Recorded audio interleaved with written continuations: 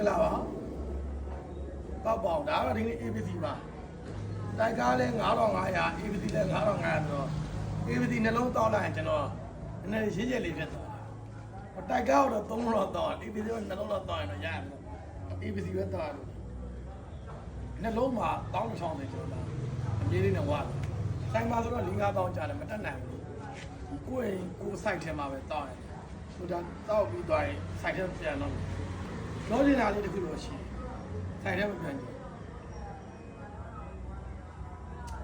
ဘဝမှာတစ်ခါလေးတော့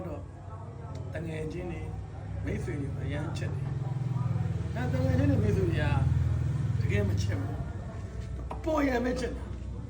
ကျွန်တော်လိုချင်တာမိတ်ဆွေတွေကိုကျွန်တော်ရင်ထဲကပေါင်းရင်ရင်ထဲကဒါပေမဲ့တငယ်ချင်းတွေရင်ထဲမှာအပေါ်ရံမဲ့ပေါင်းလောကမှာအပေါ်ရံမှာအကျိုးရှိမှပေါင်းတဲ့အပေါ်ရံပေါင်းတဲ့တငယ်ချင်းတွေ80ရာခိုင်နှုန်းရှိ20ရာခိုင်နှုန်းကတော့ဘဝမှာအကျိုးရှိမရှိပေါင်းတာ20ရာခိုင်နှုန်း80ရာခိုင်နှုန်းကကိုယ်အကျိုးရှိမှပေါင်းတဲ့သူကများတယ်ကျွန်တော်တို့ကတော့စိတ်ဓာတ်ကကျွန်တော်တို့ကရင်ထဲမှာဘဝနာလာတယ်ဘဝကငယ်ကလေးကရင့်ကျက်လာတယ်သူများတစ်ဖက်လှုပ်လာတယ်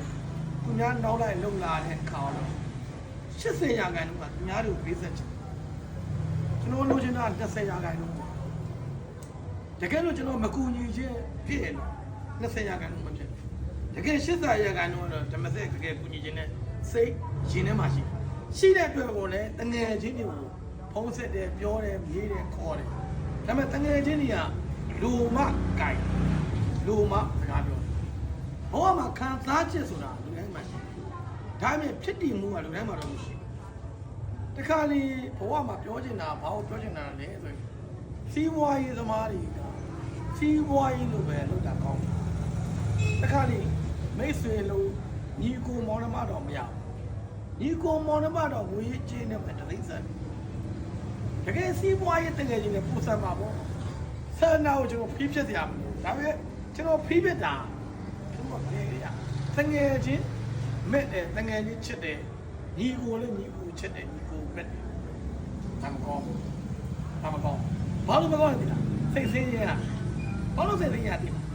ကျွန်တော်အရေးကြီးတာပဲနေတကယ်ချင်းတွေအတွက်အရေးကြီးတဲ့ message ပေးမယ်ဆိုရင်တကယ်ချင်းတွေပြောနေတာဘာလို့ပြောနေတာလဲဘဝမှာကိုစူးစမ်းဘယ်သူမှဂယူမဆိုင်နဲ့ဘလောက်ဒုက္ခရောက်ကိုပဲတက်ကိုပဲပေါ့ရှင်းတန်းတာအကောင်းဆုံးပဲတကယ်ချင်းတို့လည်း